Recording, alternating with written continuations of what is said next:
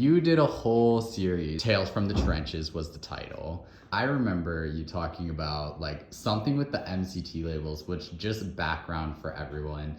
Ethan is always trapped. Well, pre-pandemic, Ethan literally will take a weekend and be in like 8 different states at once. Something happened with our fast fuel labels that was absolutely insane, where you were in 2 states in one day, right? Yeah, well, yeah. So that one's just sad because in the end, like we changed the packaging anyway, and actually that product didn't even work out. This was the matcha MCT, but this is 2 years ago, over 2 years ago. So we used to cut things a lot closer. So we were like on a hard deadline for the first MCT production for the Whole Foods launch. And the first one we were running was matcha, and we like had to ship that week to get on shelf for the reset, and it was like, the timeline was really strict. Our labels got delayed, something in their manufacturing. They were coming out of Texas, so I was actually at home, or where I grew up in New Hampshire. It came down, I was like tracking the timeline of when they were being produced and when we had to produce and then get it out the door, and I realized that what was going to have to happen was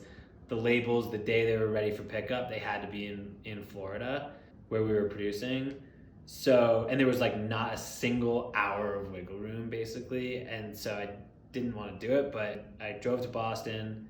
I got on a plane and I flew from Boston to Dallas, rented a car, went to the label facility, picked up the first day's run, the matcha MCT labels. They were the only ones that were ready. And it was like, on a base, they come on like this big kind of spool of labels. Yeah.